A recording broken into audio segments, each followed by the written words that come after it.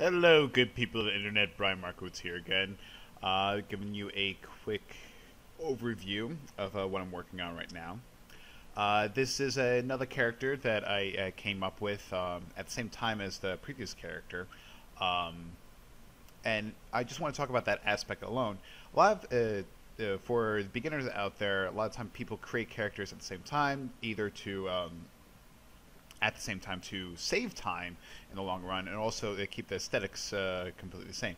It's really rare where you're gonna see somebody create one character and then maybe 3 months later create a character that's meant to be in the same universe, but um, it looks completely different. Fact being, most of the time, when a person is creating a character, they like to have an idea of exactly what the world is like. So in that aspect, when you are creating the world, then you're going to be like, all right, so if I'm creating a soldier, how is this type of person going to be working? And then think, all right, so inside of that world, who are they going to go see when they do this part, and so on and so forth. So it's actually very beneficial. So when you are creating something from scratch, have set in your own mind what type of environment it's going to be, and then you create the world without even knowing it, and it saves you a lot of time in the long run. So while creating this character, I had in mind that I wanted him to be more of a foot soldier, uh, one that's not going to be very. He's not like the hero type of person. He's more of uh, the type of soldier that's going to be the thousands of, or in some aspect, and he looks like a kind of like a lazy guard, you know. Like if you were standing watch or something, he'd be slumped against the wall and kind of sleeping or something. So I had fun with this kind of character, you know. A lot of time I've been used to doing a lot of main characters, so I haven't really dove into that aspect of knowing that this character is not going to be the main focus, which is kind of a relief sometimes, you know. So this was how I was trying to come up with how I was going to handle his helmet type of headpiece, uh, and it just took a little experimentation, but I pretty much narrowed it down from there. And when it comes to 3D modeling, a lot of time you're going to be getting the form in pretty quickly, and then after that is just detailing. So right now that was just a little bit of detailing itself, whereas I added a little bit more geometry and just went along. That's one part I also want to stress out to beginner modelers, or any type of person that really is trying to start out in this aspect. Don't go too quickly into details. Try to get an overview of your entire model or aspect of what you're working on, and then go into the detail part. With this model, since I knew the more complicated part was going to be his head, I decided to just first block in for certain parts of his head, as in doing the antenna, getting that situated. And when I basically blocked it in, I noticed that, like, yeah, it was pretty much done, you know. Didn't really need to add anything else to it. And that's me rounding out the certain portion of the base of the antenna and connecting the vertices. You're going to see that with modeling, the main tools that you're going to be using all the time is going to be the extrude tool, insert edge loop tool, merge vertices tool, split polygon tool. And with Maya 2014, they simplified it actually with the modeling toolkit, and it's very helpful. But I had it ingrained in my system of my own workflow, so I don't actually get to use the Maya toolkit that well. So if you are just starting out, get used to the Maya toolkit and get cracking.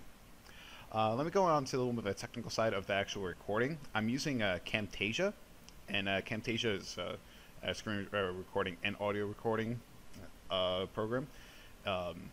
I got it the legal way, where I actually pay for it, and it sets a big dent into your pocket. And I actually suggest doing it the legal way, because if you were to, especially for aspiring artists or 3D modelers and everything, they get very tempted to get every single program very quickly, but also they want to get it as fast as possible. And that's me just listening to music. They get very tempted to steal programs, and I'm not gonna condone it, because for one big reason. If you were just getting started with 3D modeling, you're probably going to be a person that's not really computer savvy. So that being said, when you get when you are trying to torrent something, and you're torrenting a big program like ZBrush, Maya, which I don't really see a reason to torrent Maya, you're going to be a quote-unquote Google hacker, where you're going to be looking online and trying to find the perfect torrent for you. But the problem is that you don't know where that actual file has came from, even if the person who made it promises that they didn't put in anything that's too harmful into there. You never really know. So by doing so, you might be putting in a secret worm into your computer, and it's screwing up your entire program. I've seen this happen before, and I don't suggest it, really. Other times, people say, like, yeah, torrent programs, it's not a big deal. It kind of does, I try and get into the way of thinking of not to torrent first. It's more of I either torrent or download as being like the last thing I ever want to do, for that specific reason, because I consider myself actually computer retarded. Sometimes, like when I'm looking at the computer, I don't know what I'm looking at. But with the programs that I do look at, I know inwards and outwards. So, in essence, be careful where you get your programs if you were going to torrent. That was just something I thought I should cover, because whenever I'm not talking to a new person, they're just like, oh, I'm going to get this program and I'm just going to torrent it. I'm like, just be careful, really. And Maya makes it, well, Autodesk themselves, they make it very easy for people that are like in college or first starting out, like independent game developers, like Maya LT. That way, it's relatively inexpensive compared to actual Maya, and it does everything that an independent game developer needs out of Maya, and doesn't have anything else on the back end, which is very helpful to people just starting out. And if you were a student and you're doing a senior project or something, you could go to Autodesk themselves, sign up with an account over them, and you could sign up in the student program thing, where you just within their program, they just look at your school schedule, like send them your school schedule, and then they'll provide the program for you for free. Now, at the same time, it's going to be a limited time span with it, but for what you need to be done, it's going to be great. So always look for workarounds of not torrenting, really. I just try your hardest not to, be generous. Not generous, more of a, don't be the internet dude that torrents everything in his thing. That's just, be a nice guy, don't torrent, stay in school, that type of thing. I don't know. So I'm going to go back into what I'm doing over here. I saw that with certain insects, there's going to be mandibles inside of there, and I decided not to do too many, because I didn't want to bite off too much in one plate. Wanted to keep it simple for myself, but also if I put too many, you wouldn't see a lot of character inside of there. I felt like 4 altogether would be perfectly fine. Uh, I'm about to do the eye section, and what I'm doing there is actually going to be easier for the texture portion. Um, Instead of dealing with triangles, I just eliminate one of the edges, every other edge, in order to make it so that uh, those triangles are now squares. Technically, well, it has 4 sides, but I do that just in case if I wanted to put an actual texture on there. But what I'm gonna end up doing is just putting on a uh, by using the toon shader, putting on a simple color as the main color, and then a lighter color as the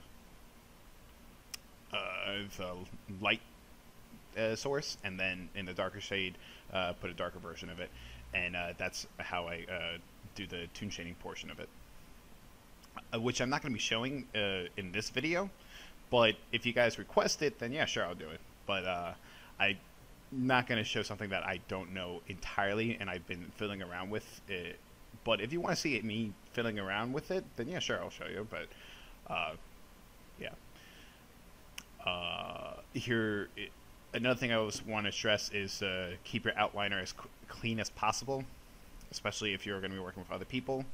I do it just out of habit. It's a good habit to have, you know. And me eliminating some edges that I didn't quite necessarily need, and then bringing down the vertices and about to combine, and about to. I don't know exactly why I combined those 2 sides at that point. I think I just wanted to make sure that the model was looking okay as far as the upper torso, and then I'm just going to be working completely on the arms and legs. So after that, I'm going to be working on the arm, I believe. The arm I'm going to work on briefly until I get to the hands. I always like to handle the hand either... probably going to be one of the last things I do, because as far as edge density that I like to have, if you are being really selective, it's going to be most of the time the face, the inner joints, as far as where the elbow, the shoulder that meets the torso, the inner thigh, the right behind the knee, and the hands. As far as importance wise, I do first face and then hands, because the hands will be having just most of the time as much movement as possible, as well as the face. The face will have the most emotion, but if you see a character, especially an animated character, you're going to see that their hands are going to be also have a lot of emotion to it as well. So by having small amounts of geometry inside of there, you're robbing yourself of what needs to be done. So by putting enough geometry inside the hand, you could have it move, and it's not going to be all wonky when you are doing the rigging process. And by doing the inside of the joints as and the thighs and the shoulders and everything, you'll be able to have the character bend, and it's not going to look like the senior project that everybody has, where the elbow looks like it's part of made of like the Whacking Flaybo 2-man things.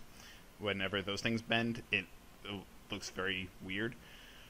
So by adding a little bit more geometry and smarter during the rigging process, you could save yourself some time. I like to do the smooth polygon tool when I see that something is not quite natural and I need just a space between 2 edges. It's a very quick way of me doing it, and I haven't really seen any downsides to it. So there's just my little 2 cents. I'm going into the leg portion now, and I always like to stress this portion because a lot of the time people they don't do the middle section, which is basically the crotch region, the that part. They don't do that, and their models, the sides of the legs, they meet at the center, and when you look at any type of character, it doesn't look that way, and it's going to look wrong. So I've seen it countless times where they just do the extrusions straight down from the torso without making that the basic V of the inner thigh, and it ruins their model. And by just adding that simple little crotchal region, really, it brings up it brings it to a new level of pizzazz. I don't want to say pizzazz. Man, who has? Yeah, you guys ever get that feeling that you need a thesaurus on hand at all times? God, yeah, but it gives it another level of professionalism, really, and it makes it look pro, really. Now, I'm just messing with proportions, and with this model, he looked like he since I drew it, I meant to have him have like almost like what hockey players the knee pad stuff for his knees, but I want to make it look more ingrained into his body, so I just made it so that it would look part of his leg and part of the exoskeleton that insects always have. So here's me going along with the leg, and I'm going to be fixing up a mistake that I should have fixed from the very beginning. The central line that goes down from the middle of the knee is actually quite off center, and there's me actually fixing it right now. I'm using the rotate tool, and simple little fix, and it gives me a lot more saved grief when I'm doing rigging later on. And notice what I'm saying a lot of the time is I'm keeping in mind steps later on where I mean for this to be rigged up and textured and UV mapped and everything. Instead of just doing a simple sculpture where I'm not caring about poly count or anything, and I'm just making it so it looks nice, I'm trying to make this as so that it looks nice but also is practical at the same time. That's something we always want to keep in mind.